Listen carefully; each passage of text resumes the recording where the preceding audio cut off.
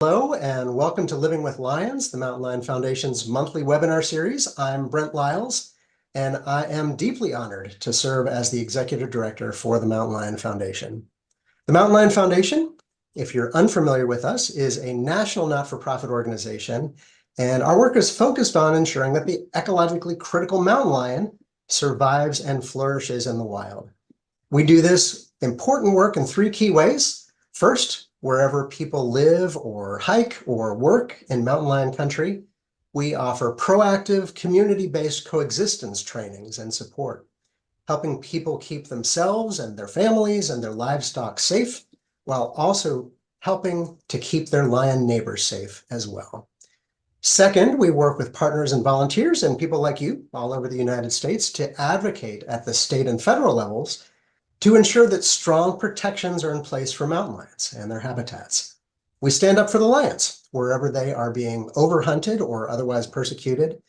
And that's especially important because lions make ecosystems healthier, and healthy ecosystems are more resilient in the face of climate change.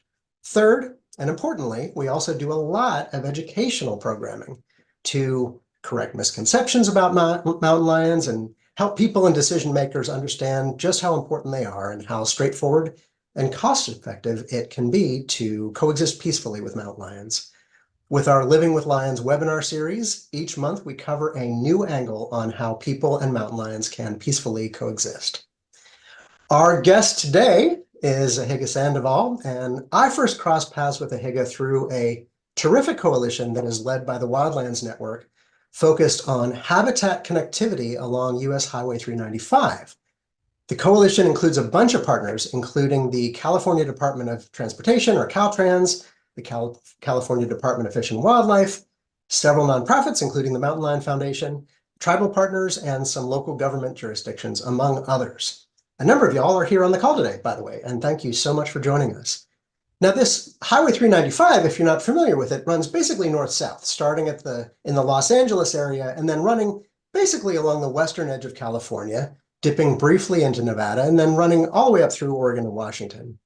This highway has lots of traffic. And as I'm sure most of you know, highway deaths are a big and troubling source of mortality for mountain lions and lots of other wildlife across the country. In California and Florida, the only two states where mountain lion hunting is illegal, there are still way too many lions, including members of endangered populations, getting killed along highways. Highways also form barriers to migration, barriers to young mountain lions that are dispersing from their homes to find a new territory. That lion dispersal, which promotes genetic mixing between populations of mountain lions, for instance, is incredibly important for the long-term survival of mountain lion communities. So this coalition wanted to take a look at that. Along Highway 395, how are wildlife using the crossings that are available to them, like culverts? And how can that inform the construction and funding and planning of future crossings, not just along this highway, but elsewhere as well? And that brings us to Ahíga. Ahíga is one of the co-principals at Pathways for Wildlife, a wildlife research group that has partnered with this coalition to answer those questions. Now, before we dive into our talk, I wanted to let you know that we've set aside some time for you to ask questions. So as questions come up for you, please type those into the Q&A box, and we'll be going through those after Ahíga presents, and we'll get to as many of them as we can. Ahíga, hello and welcome. Brent, thank you so much for that wonderful introduction. I am super excited to be here. We have some great animal behavior footage to share. Thank you for the invitation. Well, thank you so much for being with us. From here, I'll let you take it away, and then we will convene at the end of your presentation. Okay, hello everyone, and welcome. My name is Ahíga Sandoval. I'm a wildlife researcher and the co-owner of Pathways for Wildlife. We are based here in beautiful South Lake Tahoe, and we specialize in conducting wildlife connectivity studies. However, you might best know us from one of the most viral wildlife videos that we recorded for our awesome partners at Peninsula Open Space Trust of a coyote and badger traveling through a culvert together.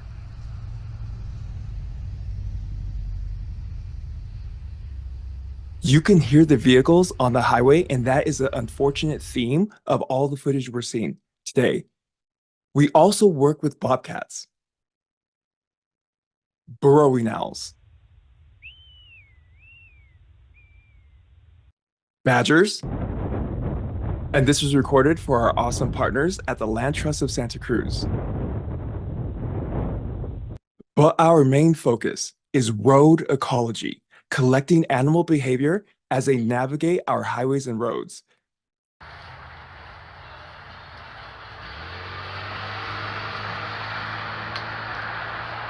And today, we will be discussing one of our most fascinating, one of our most iconic, and one of our most sacred wildlife species, the mountain lion. So to begin, we're going to start off with our Highway 395 wildlife connectivity study that we are conducting with our partners at Wildlands Network. As Brent mentioned, Highway 395 is a major highway. It spans through California, Nevada, Oregon, and through Washington. Our study site is here, right at the California and Nevada border.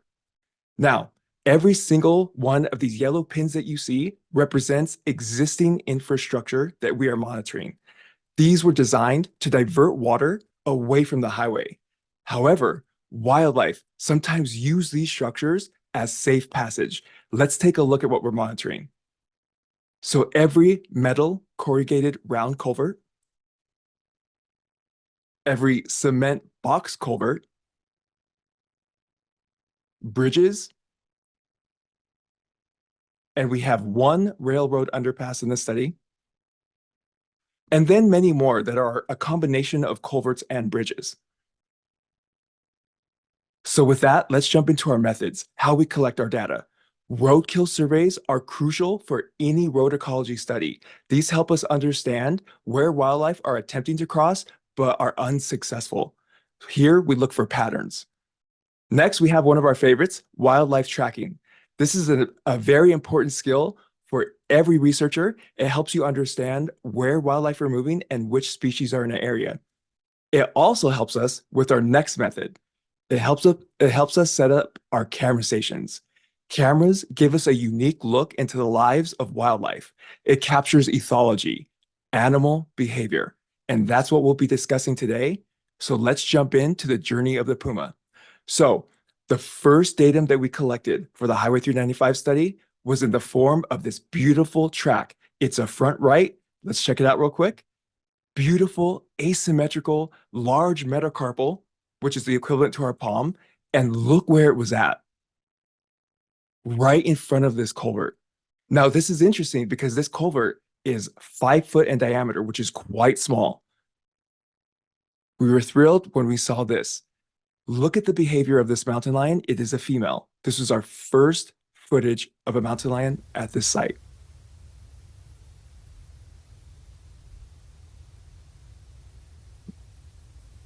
Notice how she's looking around.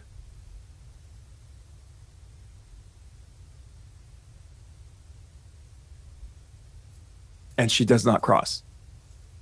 Let's zoom out and let's see what this area looks like. So we have our culvert, we have our camera, Highway 395 above the culvert, and notice how this fence is set back beyond the culvert opening. This is a problem because any wildlife that were to use this structure would still have to get over that fence before they're away from the highway. Our female did this. She walked up toward the highway, but we got her again.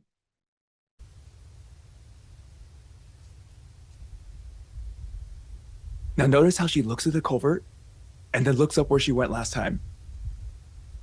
She heads toward the culvert, and we have our first successful crossing. Footage like this is extremely rare in California, especially with a culvert this size. But then we started getting her more and more, so increased detections. Here's a good look at her during the day.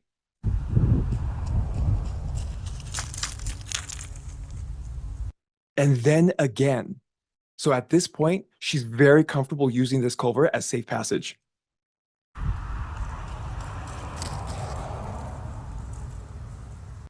Next, I want to point out, so a lot of times you can see the morphology of different individuals. Look how beautiful this female is.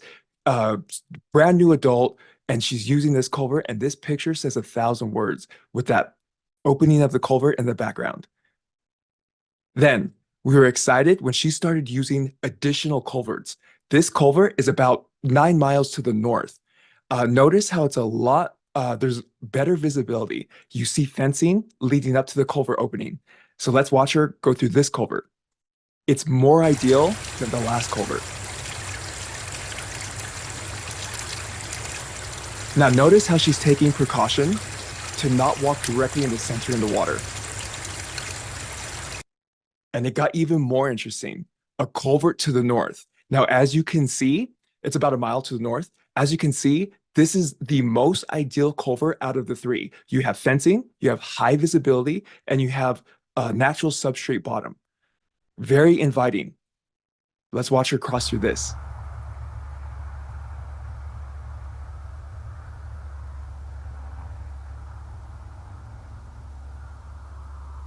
Now, I want to point out, these structures were not built for wildlife use. They were built for water and for landowners. But this puma has been using them for safe passage. That's a very important key throughout our presentation. Now, things got pretty interesting. A male showed up. Now, the difference in morphology between a male and a female is in the weight, the neck, the shoulder, and the head area. So all right here. Usually when people see a large mountain lion, they'll see a high shoulder peak, and that's the shoulder peak of the male. Look at this male walk through. Now he's tracking our female.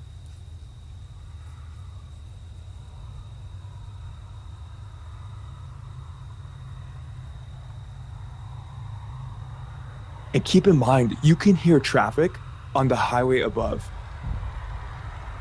That's how close these mountain lions are leaving their vehicles. Now, we have a male in the area. So this female is going to mark her territory. Watch the body language. Watch the behavior of her. She's going to mark directly in the center of this culvert, and then she's going to have a huge tail flick. So she's basically making a statement here.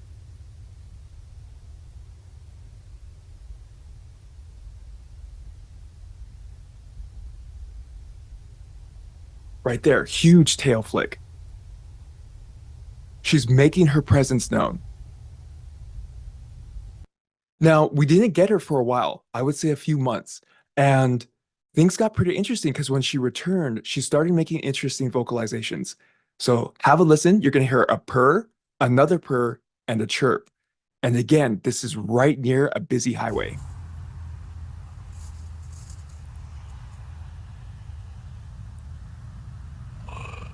Purr. Car.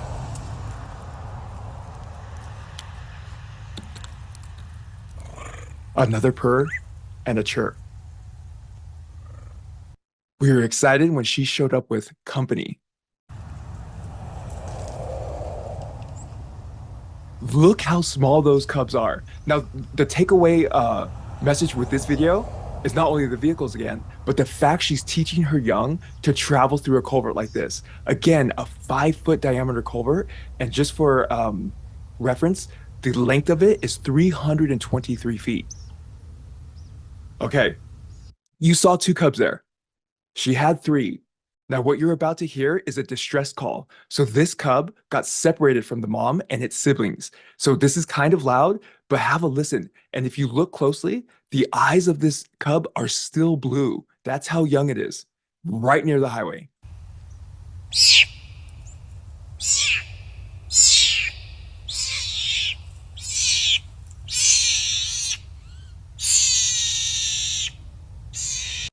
But like a good mother, she came back to escort the cub through the culvert. This is unbelievable.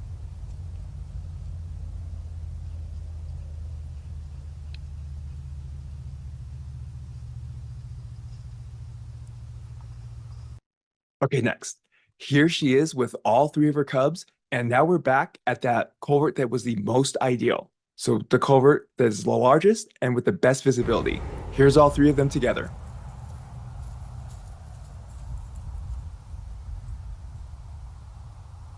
This is a few months after the previous video, and look how much they've grown already.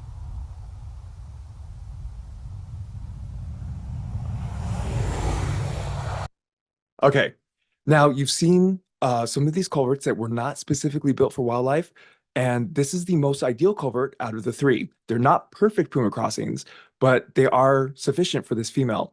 So let's take a look at some obstacles. Number one, we have weather. So in this area, we get heavy snow loads. When that snow melts, it turns into water, and you see a huge puddle in the center of this culvert. Watch this deer's behavior. The first deer sprinted through.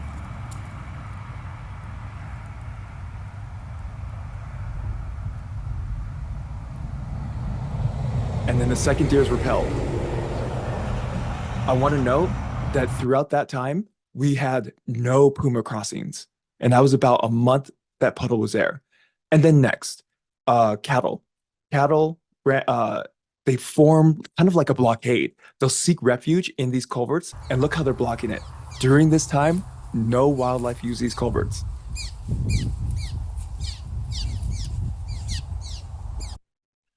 And then the unfortunate side, road mortalities. In California, road mortalities are the leading cause of Puma death, one of the leading causes. And unfortunately, our female, she lost one of her cubs. We don't know for certain if one of the cubs was lost on the road, but she was only traveling with the two. But I want to show you this video because it shows Puma crossing behavior. So typically when wildlife cross a road, the first individual is usually fine. It's the ones that are in the back. And this video, it paints the perfect picture because here's the mother.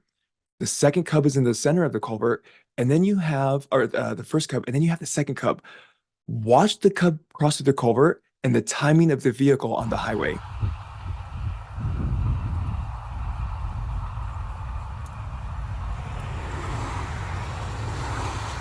So right when the cub was in the center of the culvert, a car crossed over.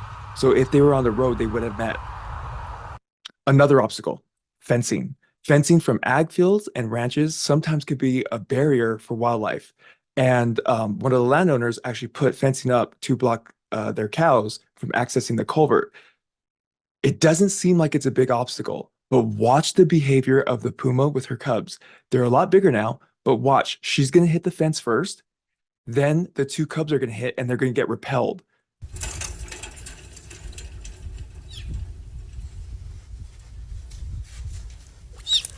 You can hear them calling.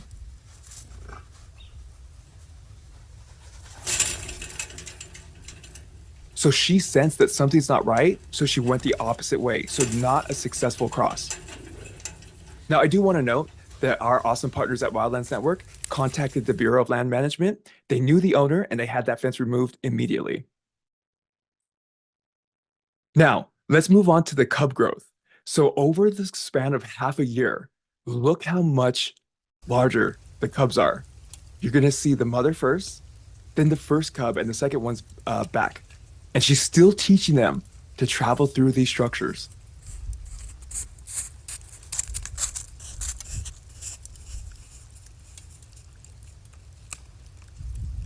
Look how much bigger it is. And then at another culvert. So remember, she's teaching them to weave in and out of these culverts along the highway. And again, she's careful to walk out of the water while the juvenile's walking in the water.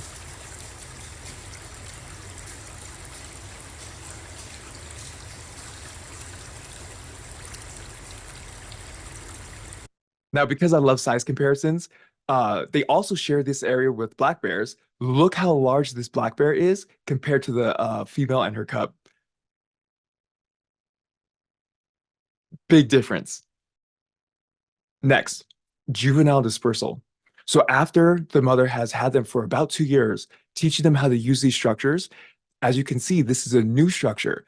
The cubs start investigating it and exploring on their own, searching for their own territory. So here's one in the daytime, and it checked out a new culvert. This was about 3 miles from the last culvert.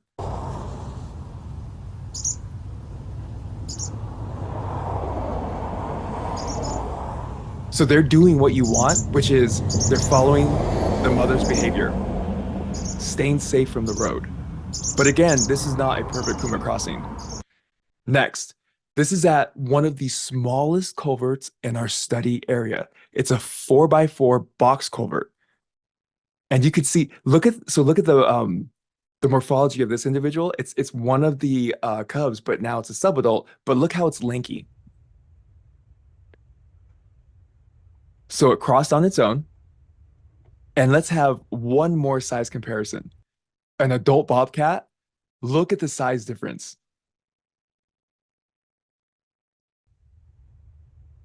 So they're sharing these structures with other wildlife as well.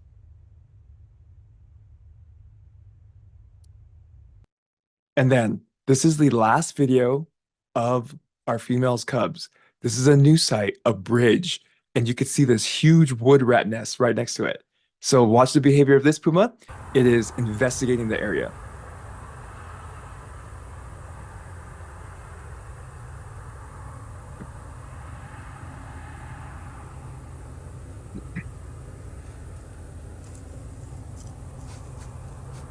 And again, this footage is extremely rare in California. There's not too much data on what structures mountain lions use, especially with cubs. Now, this is the end of our story for our female. This picture is only about 4 weeks old. So she's still using and navigating her way through these structures. And I want to point out that none of these structures are intentionally designed for wildlife passage. They are not perfect puma crossings, but I want to take you to a place where they are, the Santa Cruz Mountains of California, where we are working with our partners at Caltrans, the Land Trust of Santa Cruz, and the UC Santa Cruz Puma team.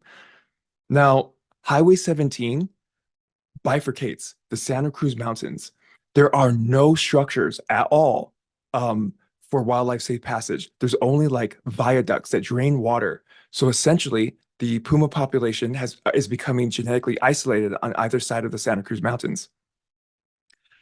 However, our partners at Caltrans and work that we've done for 14 years with the Land Trust of Santa Cruz, we're able to identify a key critical location to install a brand new crossing structure, an undercrossing. So you can see here, let's look at the schematics. You have a large center section. You have a tapered section. So for example, larger wildlife will use this section, and then smaller wildlife like skunk, gray fox, opossum, bobcat will use these sections. Then you have a natural substrate bottom, Caltrans planted vegetation, so you would have a vegetated aisle, and you have directional fencing leading to the structure. Now, what we were able to do was track mountain lions from the property that the Land Trust of Santa Cruz purchased to the crossing structure. So this is the first crossing structure in California Central Coast history, specifically designed for wildlife. So look how large this male mountain lion is. It's about 140 pounds. He's on a fire road. And this fire road leads to a trail that the Land Trust of Santa Cruz built. That trail leads to the crossing structure. Look at the date. This was back in November, and it was at 11:16. From here, almost 3 hours later, we have history. The first mountain lion to successfully cross through a structure that was specifically built for wildlife.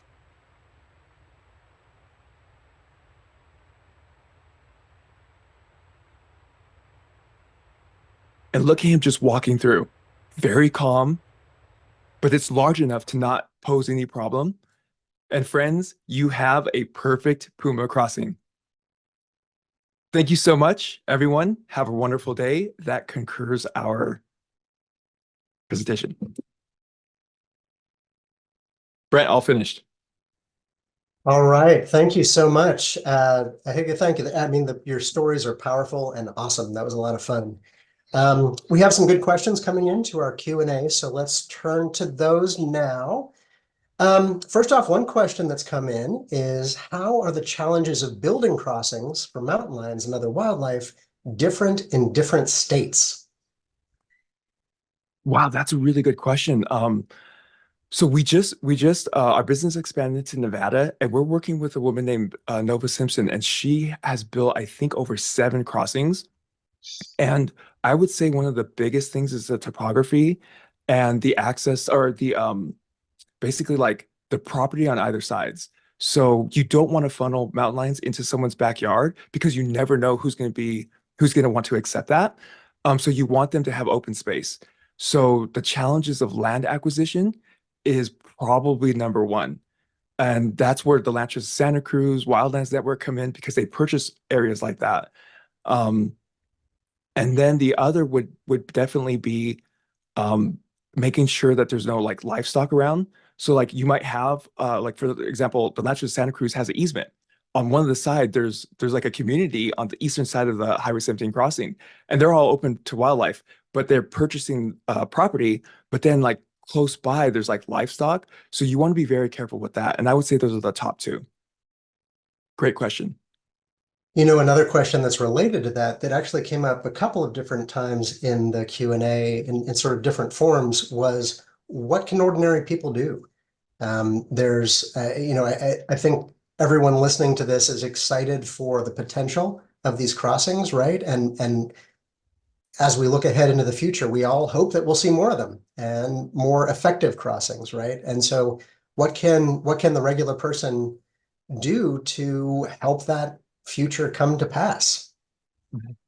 Wow, there's a lot. That's a really good question. There's a lot of things that people could do. Number one is basically like um become a member of your local, and because locals, like I would say the most important, land trust or like scientific community. We get a lot of data from people here in Tahoe who are just like, hey, I saw a porcupine hit, or I want to get involved in a project. And that goes a lot further than I think most people realize, because a lot of the things that happen, the decisions that get made are based on voters, are based on people's just basic outreach. And I think that's the most important thing, getting involved with your local land trust, become a member of on all of these lists, like the Mountain Lion Foundation, Wildlands Network, and just search around in your area, go to talks, learn more, discuss more. And then one of the most important things, like city council meetings, they really pay attention. We were working in Coyote Valley, and there was a lot of like development talk, like what should happen. And the community came out and talked, and basically shut down like some development or just altered it, and that was huge for wildlife. So that's the best way to get involved. All right, thanks. Thank you for encouraging people to join the Mountain Lion Foundation. This is an issue that is growing across the country as more and more roads get built. And by the way, we did have another webinar with Ben Goldfarb, who was the author of a book called On Crossings, and it was about road ecology. And so I'll offer a plug for that webinar as well. It was a really interesting conversation about road ecology and crossings and sort of the bigger picture of the need for habitat connectivity. Can you talk, Ahíga, can you talk a bit more about the different times of day that lions were using these crossings? Yeah. I do want to point out that no other individuals other than that female that we saw were using these, like the three I showed, other than her and her cubs and that male. And the interesting thing is she actually used them during the day quite a bit, not as much as night, but definitely quite a bit. And when I say quite a bit, I would say like 15% of the time when we did our analysis for year one. And it was interesting because, it's like not like 8 or 10. It was like at 1, at 2 in the afternoon, and she looked quite comfortable. So that's why we capture these videos, because you want to see the behavior as they cross through these structures. You don't just want to know if they're using it, you want to know how they're using it. So yeah, she used those sites during the day as well. So she feels quite comfortable. In the first 4 months, you could tell she was a little hesitant. But then the last few videos that we showed where she was in the daytime and she was just running through, they get used to their territory. So she became a lot more comfortable. We have a question about roadkill on the side of the road. Is there a way to, when someone's driving down the road and they see some roadkill, is there a way to document that it could be useful to scientists or to the research community? Yes, definitely. And thank you for that question. That's very important. So when we started our research here in the Tahoe Basin, um, a lot of the roadkill points we got were from citizens. They just said, "Hey, there was a porcupine hit or a bear hit here," because we do routine roadkill surveys once a week. Um, I would like to do them more, but it's very intensive. And depending on where your study site's at, you can't be out there all the time. So reaching out to the community is an extremely helpful way to get those data points. And the more you have, the better, because they really show the patterns.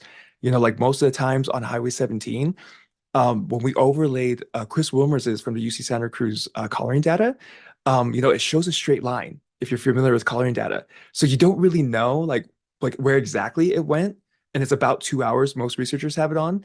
So when you combine that with cameras and you overlay roadkill data, so like you have a Puma crossing in a general area, but then your roadkill is like, hey, everything lined up. That is powerful because you're like where the lines are, so are the actual like hits, the collisions. So yes, it is very helpful when you the public lets us know where there's roadkill points. And depending on where you're at, if there's an active study, that's why I said one of the most important things you could do is reach out to your local like land trust or scientists because if they have an active study, it'll be extremely helpful. All right, thanks. Well, this is a question. I guess it's a question for me, actually. It says, after seeing all the overly sensationalist media hype and misinformation after a recent incident in Washington state, my question is, does the Mountain Lion Foundation have a media person to help educate media, and how can we help in that area? So yes, part of the job of our Director of Communications, whose name is Elizabeth Bennett, is to educate and to serve as a resource for and build relationships with journalists across the country. Um, and that's responding to stories of encounters that happen between lions and people, and also when crossings are getting built and there's, opportunities for people to get involved in that kind of thing. And in fact, on that note, on the note of educating journalists and educating the public, Mountain Lion Foundation is about to release a new publication, an essential guide to recent research on mountain lions. So keep an eye on our emails for an announcement about that. And to answer your other question, and this is kind of a segue from the previous one about how can people get involved. How can you help? Journalists are like everyone else, right? They're doing the best they can with the information they have.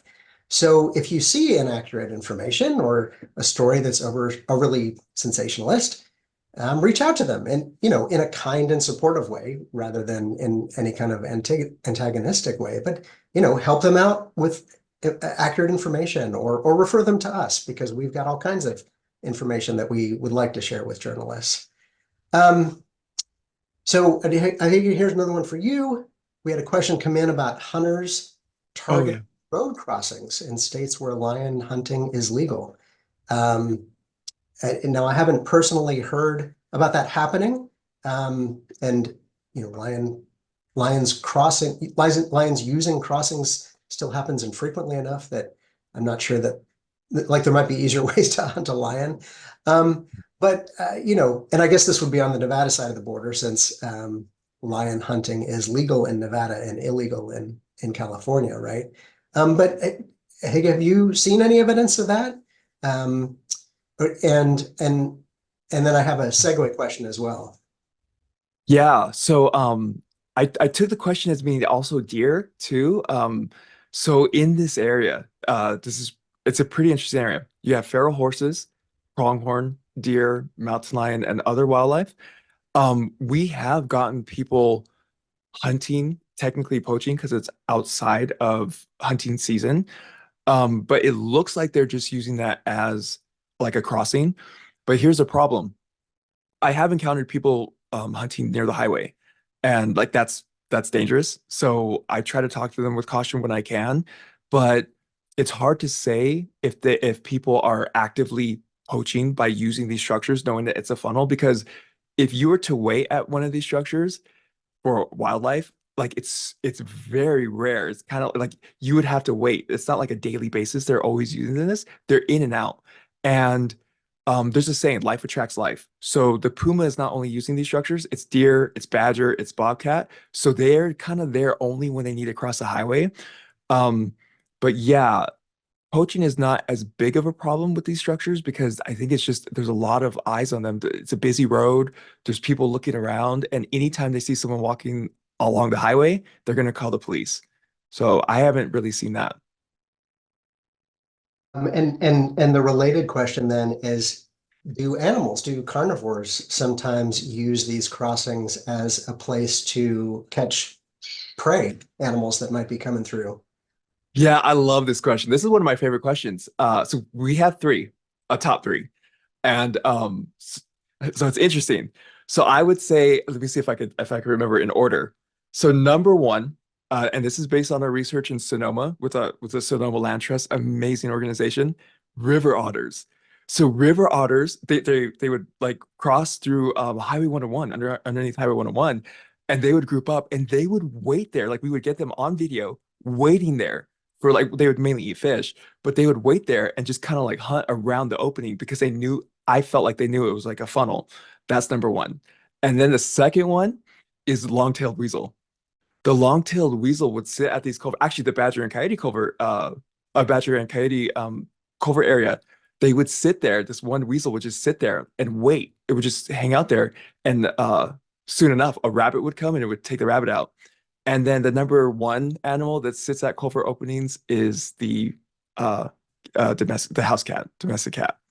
They would just sit there and they're really smart at that. Other than those species, we haven't gotten anything else. Because I think as you get higher in the like predator chain, they just don't like to tolerate each other. So they're kind of like in and out. Thank you. We've had several questions come in about the size of these underpasses and culverts. And, like what's the smallest size crossing that a mountain lion will use, right? But also another question, which was an interesting one about the economics of building one big crossing versus multiple smaller crossings in terms of effectiveness, and effectiveness, and then also cost effectiveness, right? And do you have thoughts on that? Yeah. So okay, the way I break down size for a culvert, because this is it's interesting. So like it's a ratio. So that first culvert that I showed, so like let's call it site A, it's a 5 foot diameter. Okay. That's small. The smallest culvert that I've ever gotten that we've ever recorded a mountain lion going through was a 4x4. So it's only 4 feet high, 4 feet wide. That's not really, that's part of the ratio. The other is length. So there's a big difference if you're crossing through a 4x4 culvert and it's only like 50 feet versus 100 feet, because that's when visibility drops. And from our research and other researchers, Tony Clevenger, um, the visibility is one of the most important things. And then you break it up by species. So like a lot of the times deer, they need it very visible. Like I think like that 14 yeah, the 14-foot culvert that I showed, the arch culvert, it's a good design. They're using that one, but then the other ones they're very skittish because remember they're prey species. They're always like alert. The mountain lions going through kind of like nothing. You most of the time will get mountain lions at the opening of like 4 to 5 foot culverts, and they just kind of turn away. It's just they can't see through it. So yes, the size and the length is definitely the ratio you want to go by because as it gets longer, they tend not to use it. So the ideal size, the Highway 17 crossing structure, that is like I think it's 100 feet in length, but it's so well lit, it's just like nothing. And then what was the second part to the question? Well, just asking about the economics of building one large-sized crossing versus a number of smaller sized crossings.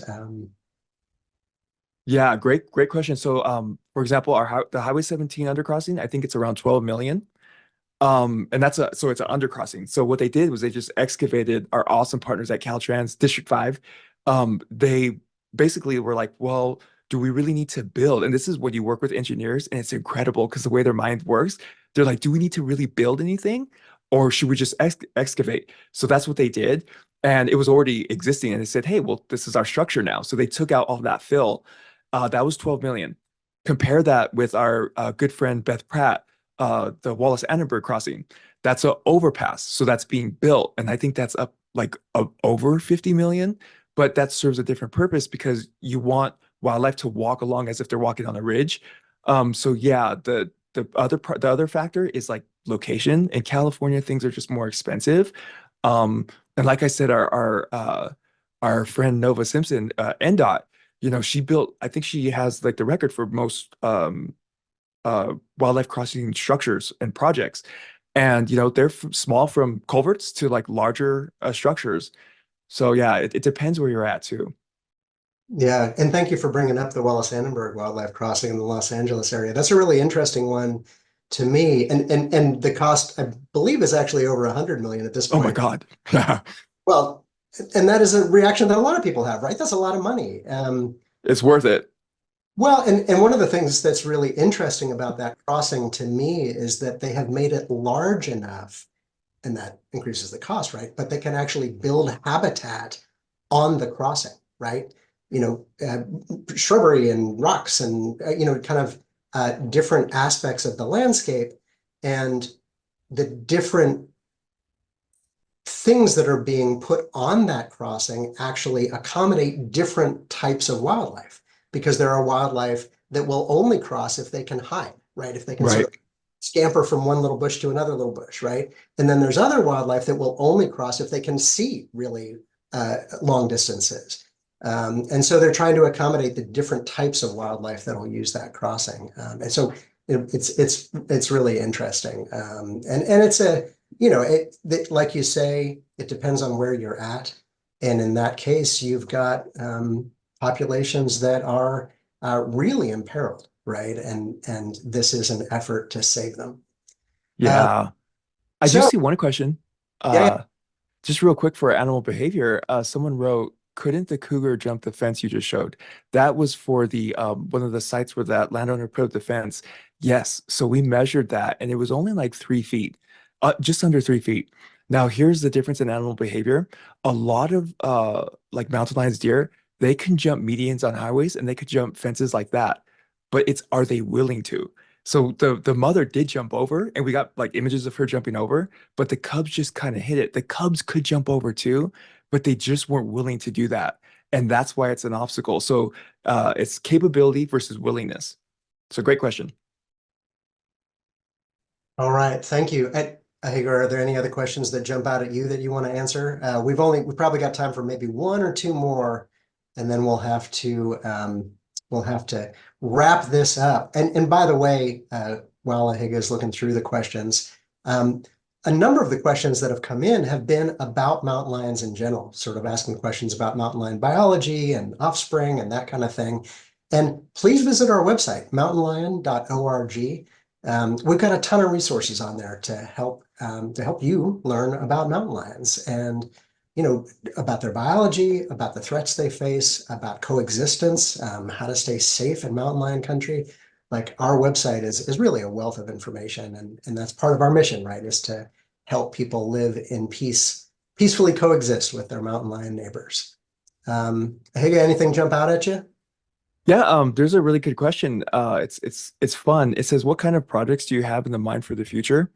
And so, just to let you know, so we have it's only my partner and I, and we have two awesome volunteers who help us. And so we're a private business, and I have a little goal. So before I'm like 39, I want to be associated with four more crossings. So that's Highway 395. Um, we have the Highway 17. We want one on 101 with the Lanchas to Santa Cruz.